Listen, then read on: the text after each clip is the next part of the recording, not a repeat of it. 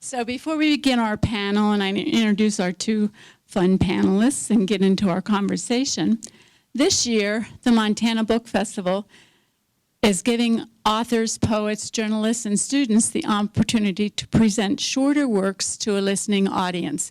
We ask for short works as submissions.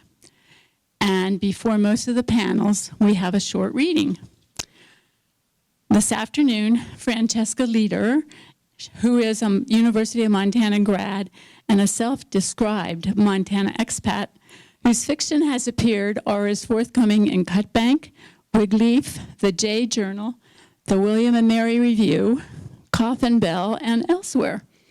Her flash story, Like Baked Alaska, was selected as runner-up in Cutbank's 2020 Big Sky Small Prose Flat Flash Fiction Contest. So let's welcome Francesca, who's going to read The Bear.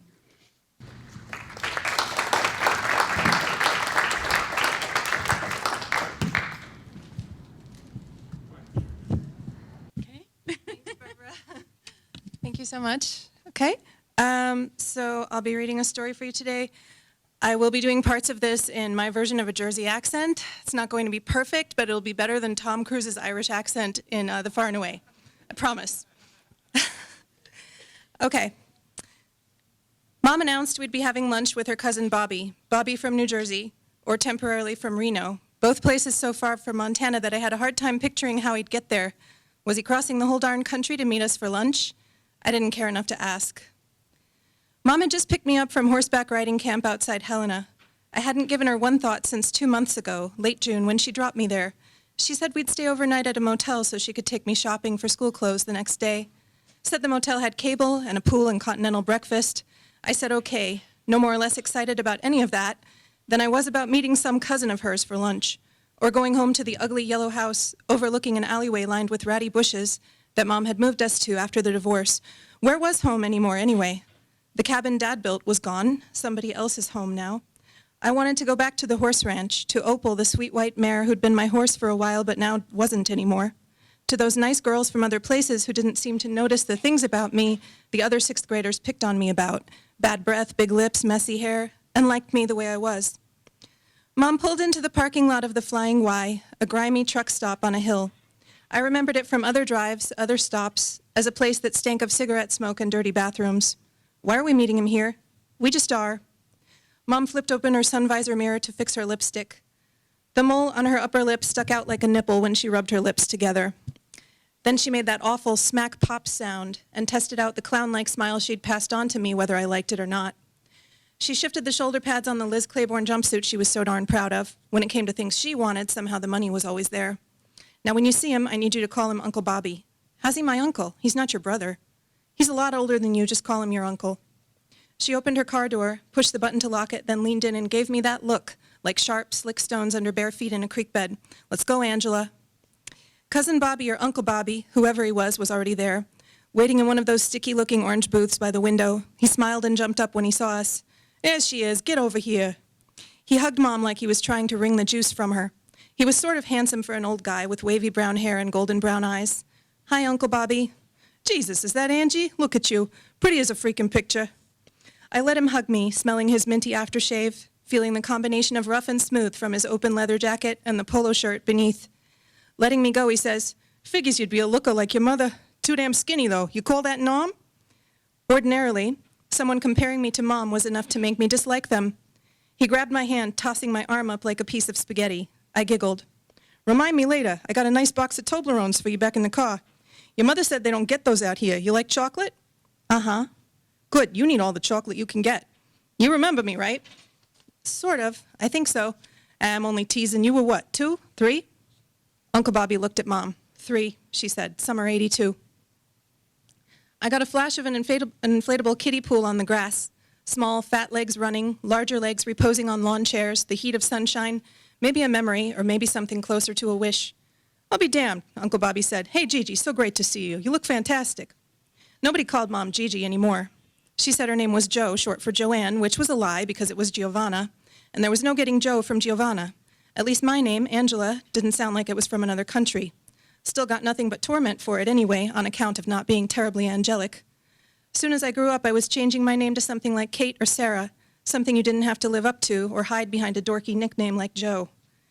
We sat down, Uncle Bobby across from Mom and me. The waitress brought menus. "This one's on me, Gigi," Uncle Bobby said. "Don't be ridiculous. Please, I insist." Mom fell into his rhythm as they talked, started sounding more like him and Nana and all those other relatives back east. Cousins, second cousins, third cousins twice removed. Who could keep track? They all had so many kids out there. Mom was the only one who'd had just an accidental kid she never wanted to begin with. Also, Mom was the only one who'd left. Uncle Bobby explained how he'd gotten the week off from this gig in Reno.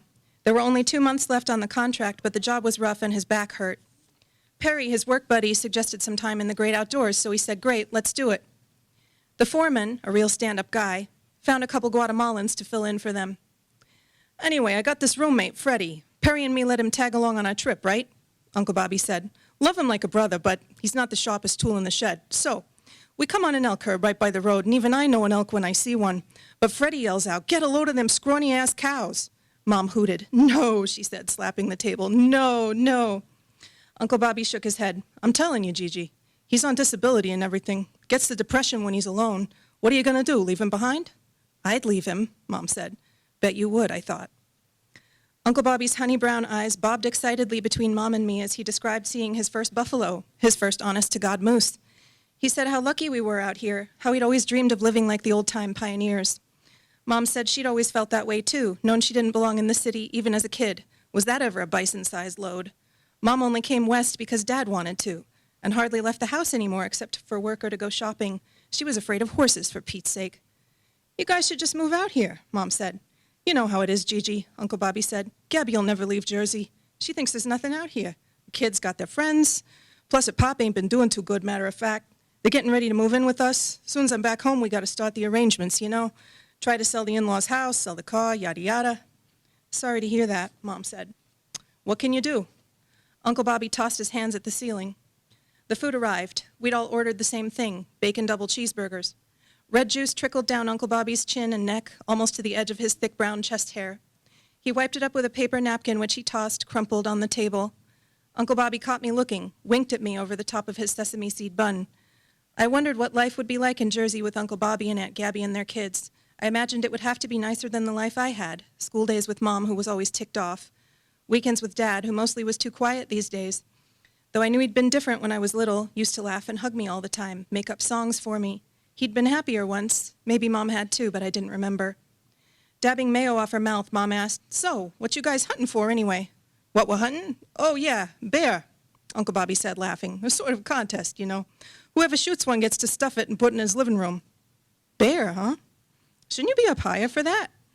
"Yeah, they got bears down here, too. Smaller ones. More our speed." He laughed again. "Didn't think they raged down this far. You sure?" Mom cocked her head. I felt that scratchy, burning feeling I got in my gut whenever Mom talked too much. Why couldn't she ask Uncle Bobby something useful, like whether or not we should ditch our motel and go stay with him in that cabin, for instance? "Pretty sure, yeah," Uncle Bobby said, ruffling his hair. "But if we can't find bear, heck, a couple nice bucks maybe, we ain't picky. We're here to relax, you know? We get nothing, those are the breaks." He shrugged. "And I gotta say, my back feels better already." "Well, that's good. What do I know anyway? Been here 10 years, never hunted a thing." "You boys be careful out there with those guns, though," Mom said. "You bet. Wouldn't want any accidents," said Uncle Bobby. They both cracked up. I felt like a toddler stuck in a playpen watching the grown-ups have a good time. When the waitress came back, I ordered a root beer float and a slice of chocolate cake. Mom shot me a look but didn't say anything. If she did, I decided I'd tell Uncle Bobby what a liar she was.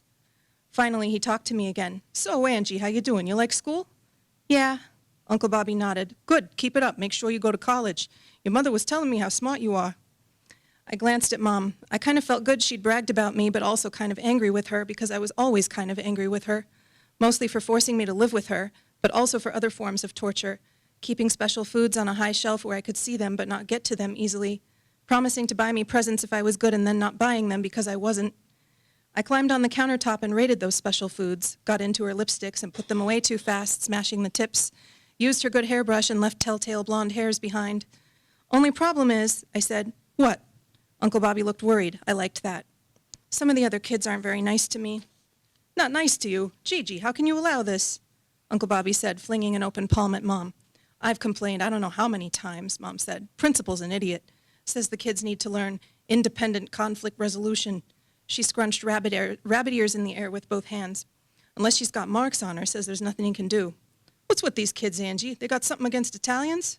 I don't know, I said. I'll tell you what it is. Pearls before swine, like it says in the Bible, eh, Gigi? She's a pearl, all right. Mom patted my shoulder. I flinched. She didn't often touch me, and I hate it, especially when she did it for show. Bunch of morons. Can't see what's under their freaking noses, Uncle Bobby said. He had half of his large torso on the table, leaning all the way toward me like he really cared. I felt the way a cat must feel when a sunbeam hits its favorite chair. Italians discovered this place, Uncle Bobby said, pointing out the window at the great beyond. Don't you forget it, neither. We're better than any of them. Thanks, Uncle Bobby. Pretty soon, Mom said we should be going.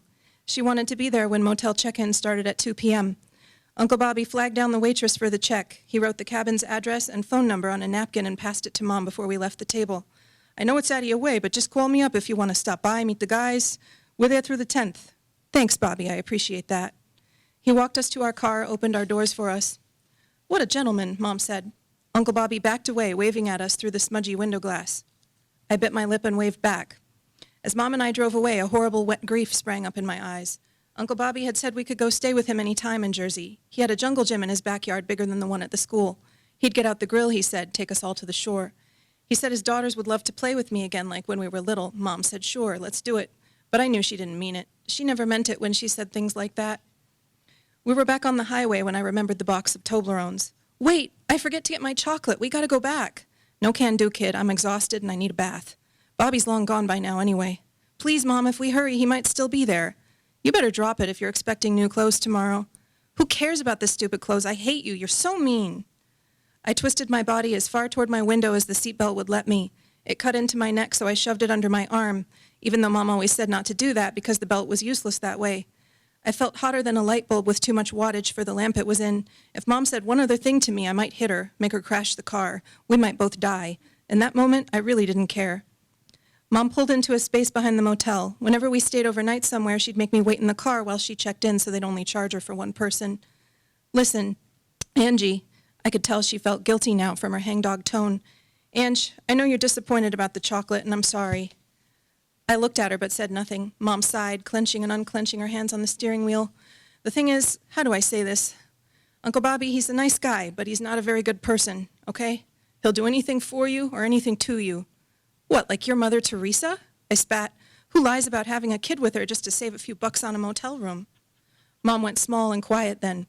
She got out of the car and went into the office, dragging her steps like a beat-up boxer. I wasn't one bit sorry. I'd hit my mark. I was winning. I boycotted the motel pool that afternoon. Mom went down to swim alone. I watched cartoons and kept watching after she got back. I made a show of ignoring her. She took me someplace nice for dinner, said she was sorry again about the Toblerones. I ate my ribeye and all my mashed potatoes without a word, ordered a brownie meltdown for dessert. The next morning, we got up early for breakfast, then hit Herberger's department store, where I picked out way more clothes than I needed, including the white Adidas Superstars I'd wanted since last year. Mom bought everything, no questions asked. I felt bad for a second, watching her check the receipt. I kept my mouth shut, though. Couldn't go soft now. Then we were back in the car, bags loaded. Look, Angie, I was thinking maybe if you wanted, we could run up to Uncle Bobby's cabin and just get your Toblerones before we head home. Sure, Mom, whatever. In my head, I did a victory dance. Mom being a lousy navigator, she ended up having to pull over and spread the road map out on the hood like a tourist. Then some old geezer with a Grizzlies cap and matching stickers on his truck stopped to see what was the trouble, pointing this way, waving that way, until he gave that up and drew her a picture. She put the map away and then had me hold up the geezer's scritch-scratch for her until she spotted the turnoff for Old Pine Road and took it. Maybe a mile down, hard to tell with how slow Mom drove, she didn't want any nicks in the paint from flying gravel. The road opened to a driveway and a clearing with a log cabin in the middle. There were stumps all over from the trees they cut to build it. Dad wouldn't have left things like that. He'd burned the stumps and cleared them the way you're supposed to when he built our cabin. Took him 3 years. Started when I was a baby, finished before I went to school. Some of those logs had my drawings of unicorns and princesses on the bottom that I made while Dad was working. He didn't mind. He said they were lucky. I guess they weren't, though. After we moved in, Dad got me a horse, a white one like Opal, only she was mine for good and I called her Diamond. She was gentle but restless, let me stroke her muzzle as long as I wanted, jumped back when I reached for her flank. Dad was only halfway done training her when she escaped and got hit by a semi. I never even rode her once. Probably a sign of other things that would end up the same way, broken like a horse on the highway. The driveway was empty, the cabin windows dark. Doesn't look like anyone's here, Mom said. Should have called first. Let's go check at least. I think we've wasted enough time already. Who cares what you think? I shoved my door open and jumped out, rabbit fast, before she could snag me. Angela, get back here. The slamming door silenced Mom's shouts like a mute button. I ran up the driveway. Once at the front steps, I looked back. She'd gotten out of the car and was glaring at me, but didn't dare give chase and grab me, like she had that one time, almost ripping my arm from the socket. Because if somebody was in there, they might see. Uncle Bobby might see. He'd have no choice but to rescue me then. Wouldn't be a thing Mom could do. I knocked on the door, knocked again. I listened, praying, come on, Uncle Bobby, please be there. But heard nothing. I jiggled the handle. It was locked. I whipped around to the back door, but that was locked too. About 10 yards back from the cabin was a fire pit, still smoking. We couldn't have missed them by more than a few minutes. A dark, heavy feeling settled in. Right then I just knew that most of the things I wanted were never going to happen for me. I'd never get to taste that special Toblerone chocolate, never get another hug from Uncle Bobby, never again fall asleep between the creaky pine-smelling walls of a log cabin, never have my own horse again, never be loved by anyone who wouldn't disappear. I wanted to scream at the air, rip the bark from the trees. Instead, I stomped into the smoking fire pit, kicking ashes and embers all over the place until there was nothing much left to kick. I'd wrecked my new superstars and didn't even care. I hoped I'd start a forest fire. Surveying the mess I'd made, I spotted a metallic gleam just past the rock rim of the fire pit. I picked the glinty thing up, wiping the ash film off on my shirt. When I realized what I had, my heart thrummed like a grouse in the underbrush. It was a gold-capped tooth, a big molar. I tucked it with satisfaction in the front chest pocket of my jean jacket. This was no box of Toblerones, no gift from my kind and handsome Uncle Bobby, who I'd probably never see again, but prize enough for now to lift that dark, heavy feeling. I strolled back to where Mom stood, giving me the stink eye. You were right, nobody here, I said, smiling big. What the hell did you do to your new sneakers? Tripped over the fire pit. Christ almighty, Angela. I'll think twice before buying you expensive shoes again. She dug a towel from the trunk and threw it at me. When the condition of my sneakers passed muster, she ordered me into the car. I was barely buckled up before she threw it in reverse, backing down the driveway. None of this spoiled my mood. Check it out, Mom. I at least found something cool. I pulled the tooth from my pocket and held it up for her. Didn't know why. Guess I felt like gloating, maybe. Wanted Mom to see that even though I hadn't gotten what I'd been after, I wasn't leaving empty-handed. She took one glance at the object pinched between my fingers and looked like she'd seen death coming straight at us. One time when we lived with Dad in the woods, I'd been out on the porch laughing at this bear cub that got itself treed in our yard. Mom yanked me back in the house. I was about to holler when I saw her face. Angie, she said, where there's a cub, there's always a bigger bear. Mom's flat, whitened expression, her huge eyes, had scared me just enough to keep me still.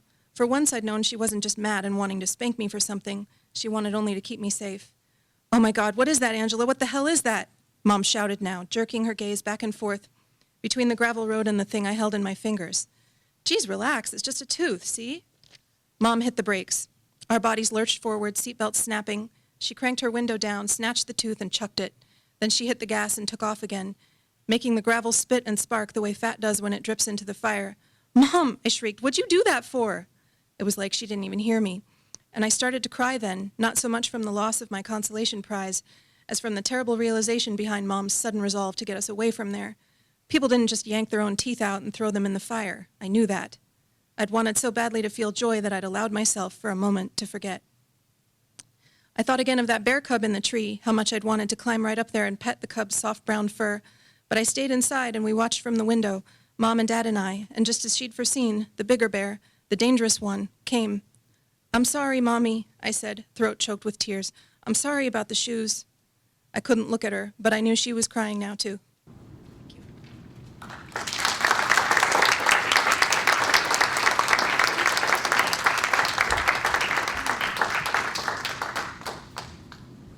Thank you very much. It's nice to hear from recent grads and know that we're all here celebrating authors of different note and first-time authors. These two people that'll be coming up here have many books, but it's nice to celebrate new and upcoming talents. Thank you. I'm going to ask Gwen Florio and Ron Franscell to come up as I give a brief introduction. Most of you probably know Gwen. Her day job as a journalist took her places as far away as Afghanistan and Somalia, and as close as Wyoming and the Rocky Mountain front. After 40 years in the newsroom, Florio turned her attention to writing fiction full-time. Montana, the first book in the Lola Wicks series, was published in 2013, and she's been busy ever since. She's now working on 2 more series, whose protagonists, Nora Best and Julia Gary, are both women at turning points in their lives. She's written 9 novels so far. Ron Franscell is a journalist, and as a senior writer at the Denver Post, he covered the evolution of the American West, but shortly after 9/11, he was dispatched by the Post to cover the Middle East during the first months of the War of Terror. And in 2004, he covered devastating Hurricane Rita. So I'd like you to welcome them both. And I want you to note, they are both journalists. They both worked for the Denver Post. They worked together.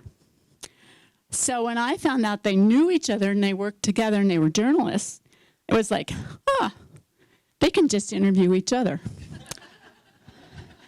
But they didn't necessarily like that idea. So we're here to celebrate, and the first question I'm going to ask them, these are the books that are available at Fact and Fiction at the book table. I want them to give the elevator speech. Who would like to? She would. That's how well they know each other. Yeah. It should be. Hello? Yeah. It's on. Okay. My book is called Best Practices. And like most of my novels that I write, it has its genesis in actual news events. In this case, it looks at private programs for troubled teens set in the West. There's quite an industry of that. We wrote about it extensively at the Missoulian. We did a long series that resulted in laws being changed and getting more oversight for these phenomenally expensive programs whose only oversight for years was actually provided by the people who run the programs. And so my protagonist, Nora Best, has just been through a rough time. She gets a job at one of these places. She's a woman in her 50s. Like Barb said, she's sort of at a turning point in her life, and she's like, I'm going to settle in. I'm going to work with these kids. I'm going to be Mother Teresa, maybe. Who knows? And she finds out it is not the benevolent atmosphere she expected. And then she's in a very isolated place in a very dangerous situation and needs to know how not only to help herself, but the young women in her charge. I thought she was going to go a little longer. Well, I was thinking of, Gwen and I did work together. Gwen and I were both in the Middle East after 9/11.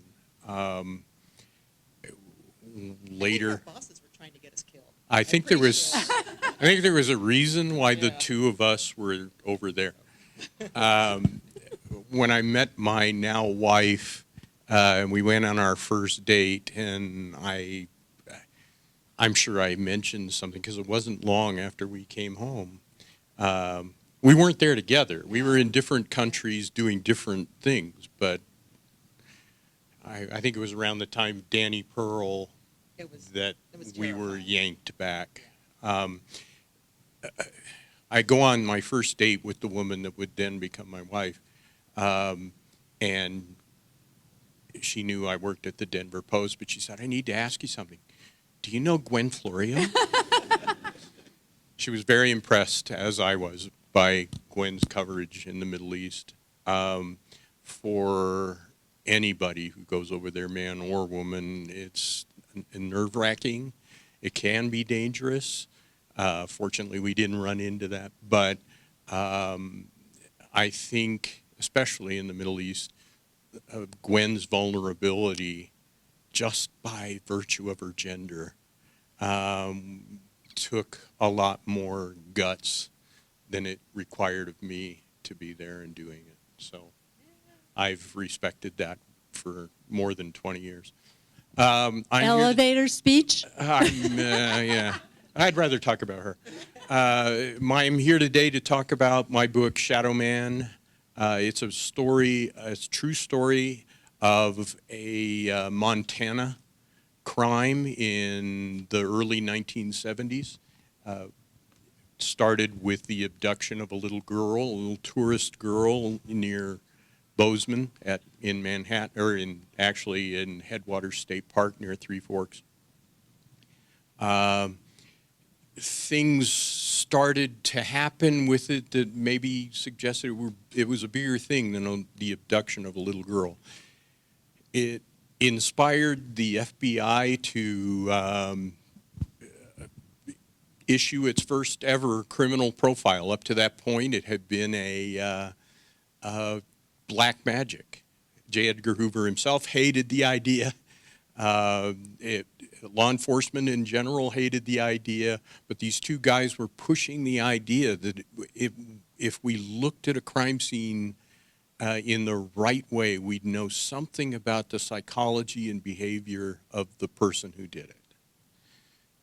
Their first chance arrived with this case, and thinking it was an abduction, probably the murder of a little girl, but in a rural place, in a state not getting a lot of media, that it was a low-risk thing. So if they failed, there wasn't going to be a lot of blowback. Before we get to the end of that story, though, it proves to be a full-on serial killing case that they didn't expect. That's a long elevator. They were both somewhat long, but it gets to the point. Because of your work in journalism, and Gwen had suggested a title for this panel. She called it Montana Mysteries Ripped from the Headlines. So how has your work in journalism helped or influenced your work? This is when I wish he weren't quite such a gentleman. It does provide the seeds of ideas for a lot of my books. And I really felt it with my second book, Dakota, which was set in the Bakken oil fields at the height of the boom and involved human trafficking. As a reporter, I was fascinated by the Bakken, by what was happening there. My bosses were never going to send me to cover it. And the days of newspapers spending a lot of money to send reporters everywhere were long over by then. And so I delved into it with a novel and traveled out there myself with Scott to see what was going on. What happens, though, at least for me, no matter how factually I base something, the minute I start writing it, it takes a turn and becomes its own story, very different from it sort of follows some of the events in the news, but the characters are different. They become much more, the story becomes more character-based with the news events as more a backdrop than the actual story. What I love about fiction rather than journalism is that, I've said this over and over again, in fiction, no one says no comment. You can put the words in their mouth, and that is great. And in journalism, I always felt like I never could get quite at the bottom of a story. You just couldn't be inside people's heads the way, I was not skilled enough to be inside people's heads the way I would have liked to be. In fiction, man, I'm right in there. So that's both the challenge and the reward of fiction for me as opposed to journalism. I would agree with that. Of course, I'm writing true stories, so it's a lot like journalism. But the funny thing is, when I first joined the Denver Post, I was hired to do narrative journalism, which is a form of journalism where you're taking the news of the day and a story, but making it into a story. Unlike what we typically see in newspapering, which is, the first and most important thing first, and then kind of trails off from there. Make it very story-oriented. Because by that time, I had written a couple of novels. And the editor that hired both Gwen and me thought this was his chance to get in there with, Rick Bragg and J.R. Moringer of the Los Angeles Times and tell some of these narrative stories. So that's what brought me there to begin with. It was the fact that I had been a journalist, but I'd written a few novels that got me in at the Denver Post. Then I go on to write true stories in the narrative journalism style. So journalism really is the foundation of it for me. Well, and I admire how, whether it's the true crime or the fiction, you can bring in the stories. And as Gwen said in the dedication of this book, journalism matters. And that's something that we all have to take to heart. How are you getting your news? What are you reading or are you watching? And I'd like to ask both of you that sort of a question. What would you tell us so that journalism can stay alive? Oh God, keep it alive. I always say become an informed consumer of news. Okay, I'm insane. I read the Missoulian, the New York Times, the Washington Post, the Wall Street Journal. I listen to NPR. I've got CNN or MSNBC, and every so often I zip over to Fox to see what they're saying. It's a little bit of a sickness at that point. But I try to read widely from respected sources, from people who have covered what we call beats. You get someone like Nina Totenberg, who's been on covering the Supreme Court for decades. Her stuff is really, really informed, as opposed to someone who looks at what the court says, dashes off a blog post based on opinion. So that's what I mean when I say become an informed consumer. Look at where you're getting your news. Look at who's supplying it and what their background is. There's so much now that is just opinion, frequently very informed opinion, but I kind of get sick of commentary. I'm like, put the facts out there to the best that you can determine them. I will look at those. I'll see how I'll feel about it, and then we go on. But I really, in my Lola Wicks books, the one reason my first series had a reporter as a protagonist, I almost wanted to evangelize for journalism, to let people know how damn hard it is, and what we lose when we lose half the staff at the Missoulian, more than half since I started there in 2007. What local news is not getting covered anymore, what you're not finding out, the watchdog function that is disappearing like that. I think that's really, really dangerous, and I tend to lose sleep over it. So that's my little stump speech here. Journalism has changed since our day. We both came up in the high water days of journalism after Watergate, when journalism was a noble profession, when it was knight-like, and you were doing good work, and by devoting yourself to this idea that there are a lot of different perspectives on these same facts, and you were trying to include them. Understand that we have evolved now into something that's taking more advocacy positions, and that's, I hate to cast blame here, but it's your fault.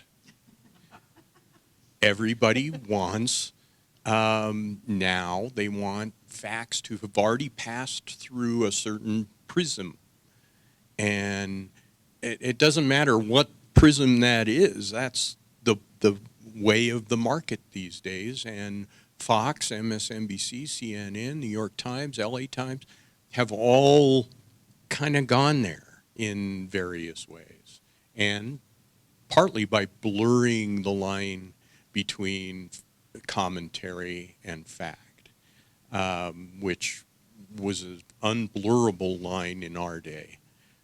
So be aware of the prism that you're demanding your news come through, and be a good consumer, be a smart consumer. The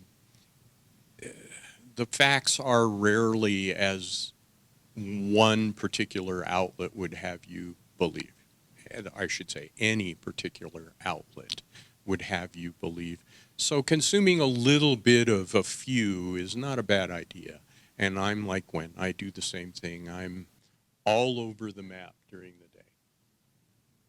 I am too, and sometimes I'm like, okay, go to bed. But so I have a question for you, Ron. I thought you did very well with this, but in your book, because people keep saying, why does this keep coming up in true crime, or if there's something that's based on an incident that you yourself might be familiar with, or if it's set in your hometown. People are like, why? Why do this? Have you faced that with a lot of your true crime? Anything that, particularly anything that has a historic element, within the past 50 years or so, because there's this sensitivity, we all have it, that you're coming into my backyard and you're going to tell the story of my backyard. You're not from here. This is decided law now, right? Whatever the event is, we've worked through it.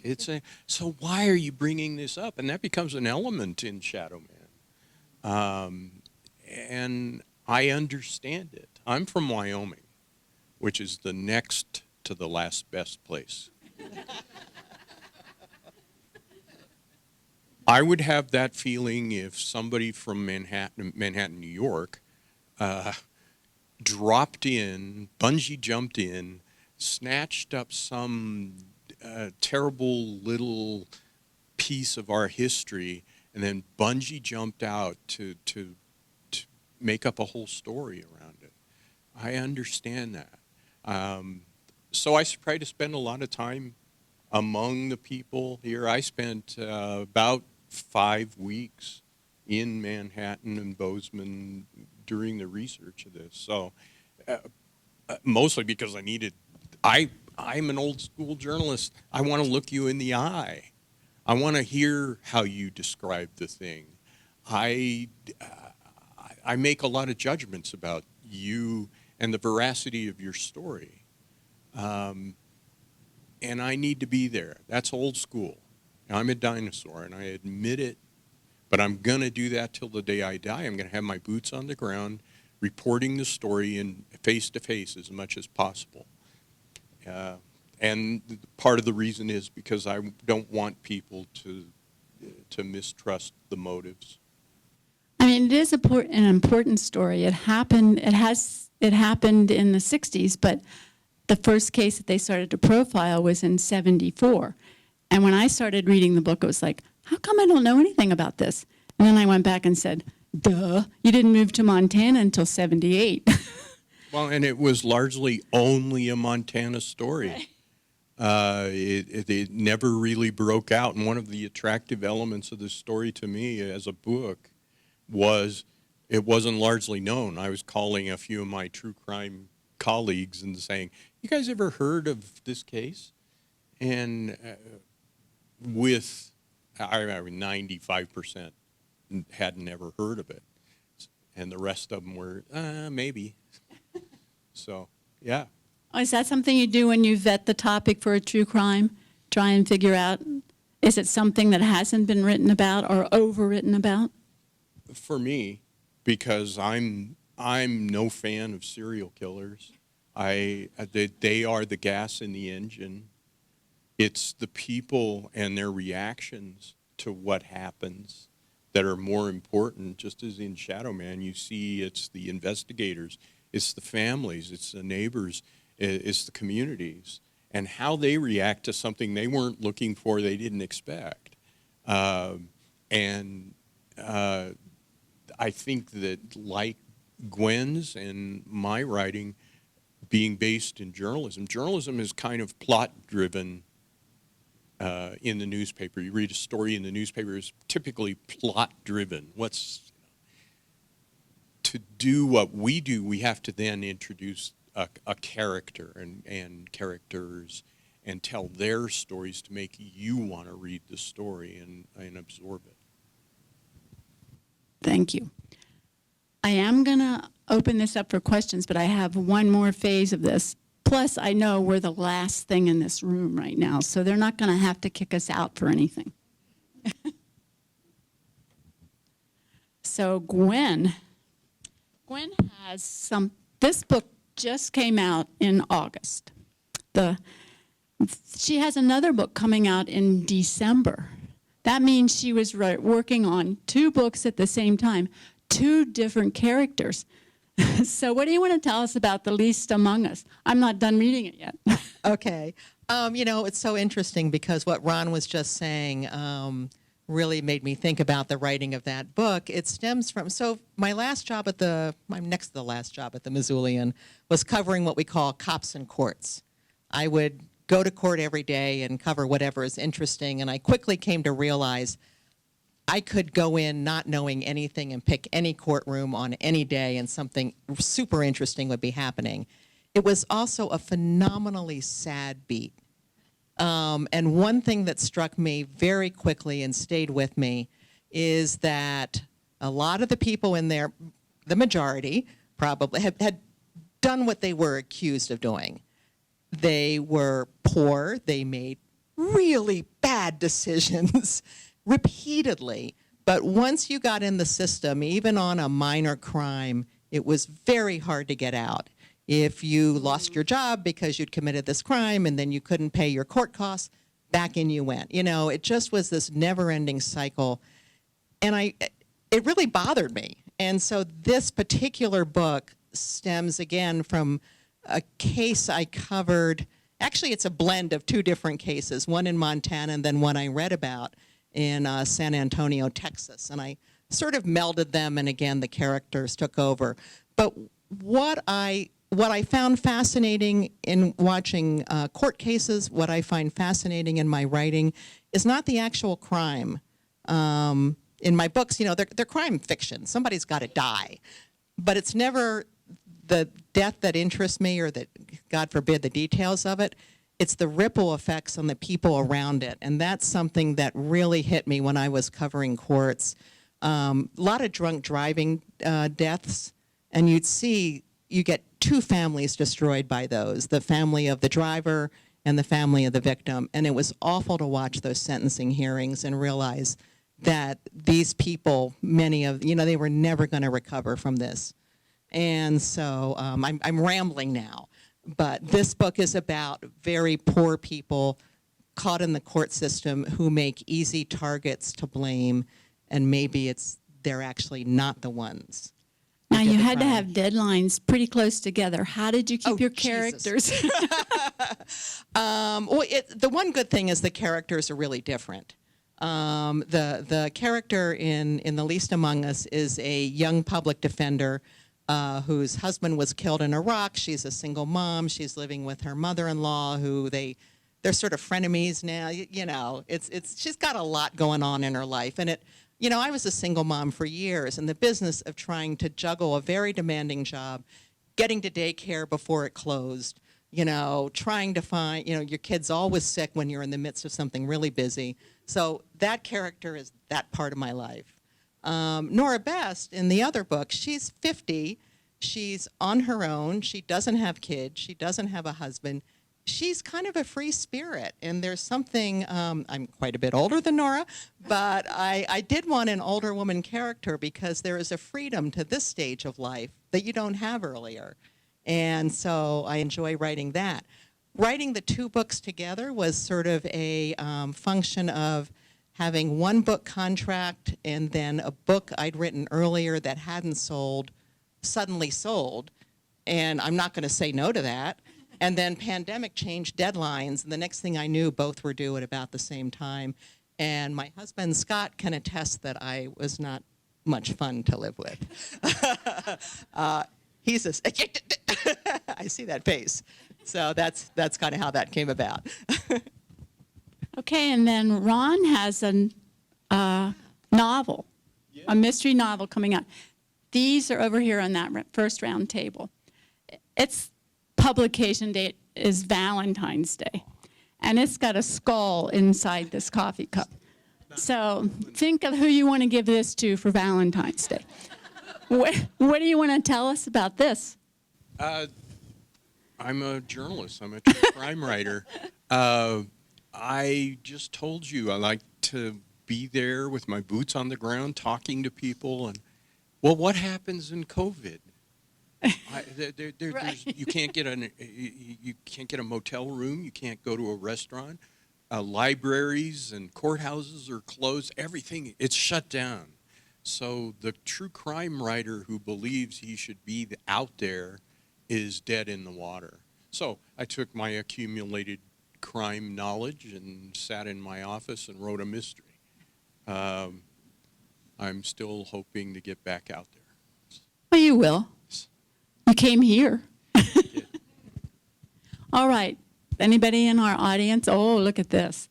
Okay, I'll start right here first, and then I'll try and run around with the microphone, unless you have a loud voice. I can do both. So it's a question for both of you, but hopefully you'll start first.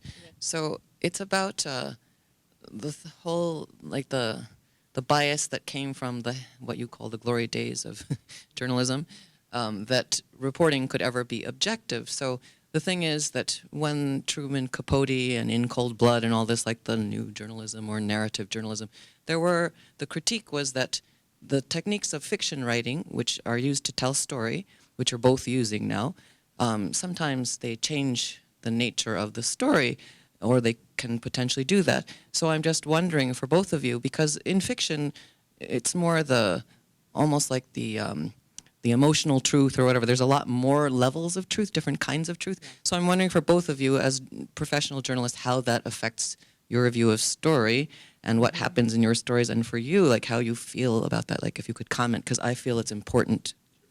Yeah.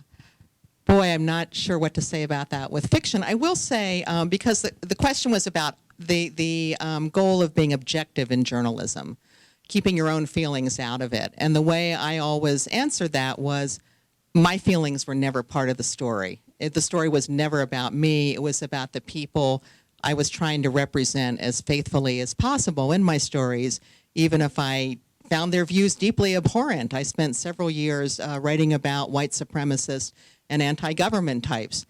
Didn't love what they thought, but I thought it was really important to let people know exactly what they thought and what their objectives were. So that's my spiel on objectivity. With fiction, my own biases and feelings can come in more the way I want to represent something, but I also feel like it's really important. You know, one of my books centered on mining on the Navajo reservation, and ecologically, it's a frickin' disaster. However, you're talking really good paying jobs. That's nothing to sneeze at. And it's easy for me to go, oh no, don't ruin the land. You know, how about you feed your kids? So I try to bring, and I think that's my journalism background, to try and bring both sides, at least, you know, there's at least two sides to every story, if not 20, to try and bring those nuances into to my fiction as well as my journalism. Let's go back to Truman Capote since you brought him up. The whole practice of narrative nonfiction starts with Truman Capote, where he has this idea that he could tell a true story using the tools from the novelist's toolbox. Capote was not a journalist. Capote was a fiction writer. So he came at this from the 180 degrees different perspective than I do, and I'm sure that Gwen would. I'm a journalist, and I'm going to use those tools from the fiction toolbox, drama, cliffhangers, dialogue, things like that, without making up a damn thing.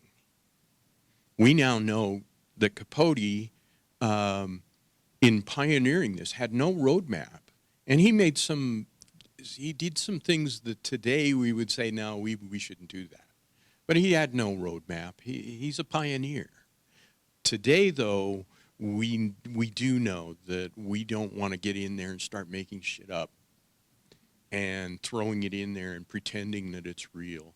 So there are people in this audience who were part of my research for Shadow Man, and they'll tell you the kinds of questions that are endless that I would ask on these things to get at those details that you would expect to see. But from the journalist perspective of narrative journalism, the journalism stays pure. The only thing you're changing is the kind of the flow and form of the story. Nothing is made up, not in my work and not in anything that represents itself as narrative journalism that I would approve. That said, you're correct. There's a lot of people out there right now not coming from the journalistic perspective doing what they call narrative journalism, but really they're writing fictionalized truth. And so we have to be careful there. And with the self-publishing platforms that are out there right now, this represents my finger in the dike. This is coming. It's not coming. It's here. This is where we live. Because I think there were questions. Yeah, my question was, when you talked about why, this is to Bill specifically, you talked about why you wrote this story. My question was, how did you find out about it? It was during my Denver Post days. My job was covering the evolution of the American West. And they gave me a Jeep, and they told me to never show my face in the newsroom. I was so jealous. And then they sent us both overseas. So I'm out here wandering around, and the whole time, my mental net is out there, catching things, and every once in a while I'd check them. This was one of those things, and I had heard it as just a girl had been kidnapped from a tent in Headwaters, and it led to this great forensic development that we now take for granted. And it really wasn't a story at that time. I just filed it away. 15 years later, I came back to that somehow, and there was the kind of story there that I could make a book about. And Okay. so. Good. And then the other thing I wanted to ask was, you reminded me of something else. You were talking about your sources for finding the truth. What about all these television programs like Dateline and True Crime and this? And it's to me, I was reminded by what you were saying about this story that wasn't known outside of the territory. And you find out all these small town crimes that you just go, oh my God, what is this? And you go into the courtroom and all this stuff. So I guess I wanted to know if either one of you had any opinions about those things. Rephrased. About the Dateline, the television. Oh, yeah. I have opinions. Focusing on these small In the next hour, we're going to. I've been a guest on many of those true crime TV episodes. I have been an uninvited, I should say, a disinvited guest on many more. And because they'll approach me and they'll say, well, we need a journalistic or writer commentator on this story. And I then begin asking questions. And usually TV needs a hook. It needs something. If they're going to tell a Ted Bundy story, they need to do it differently than the last Ted Bundy story. And then the last, and really, there's not a heck of a lot of new news out there about Ted Bundy. But then they start making crap up. One of the shows that got me most militant about this, it was a History Channel of all places, doing something on Tom Horn. And they wanted to do the whole program on how he'd been abused by his father, and that made him the sort of bad good guy that he was. And, maybe they're right, but there's no evidence whatsoever. Nothing, anywhere. And I said something like that, and they said, yeah, but it could be. That's TV. Now, some of them are better than others, but their job isn't to inform you. It's to entertain you. Yeah, and that's the problem I have with them is that it turns people's tragedies into entertainment rather than what Ron does, which is a really thoughtful examination of something awful, the effects in the community, and the development of the profiling, which I found fascinating. I generally don't like true crime because I'm a weenie, and it really scares me. Your books scare the crap out of me. But, you know, with fiction, it's like, okay, this is awful, but it didn't really happen. And so I don't have to think about real people suffering. I put my protagonists through terrible suffering, but they're not real. So, but I get really queasy with a lot of these shows designed to entertain through kind of awful things. I'm only going to allow one more. And then we can talk. We could, yeah, we're happy to. They'll stay and maybe talk. We're going to be signing books. Well, yeah. This, Because I want to get them signing books, and then I'll let you know when they're both reading, so you'll have another chance. this is for you, Gwen. It just makes my head spin to think of the two deadlines as close as you had them. Were you at least working with a single publishing house? No, which is why I had to. So what I did for my own sanity is I wrote the draft of one, and then I wrote the draft of the other. So I was not working on both simultaneously. I turned one in a month or two before I turned in the other. And then it sat for 6 months before, I was like, I busted my butt. The publishing business is even screwier than the newspaper business, which is saying something. But I know a number of people who write simultaneous series, and I just don't know how they do it. But that's how I did it. Right there is one. No, well, I don't know. Because I really want to you can do one-on-one. I want to give you a chance to purchase their books at the Facts and Fiction table, and there's a signing table there. Ron is going to be reading from Shadow Man at 5 o'clock at 121 South Higgins. Now, for those of you who live here or anybody that doesn't live here, that is down by the Wilma.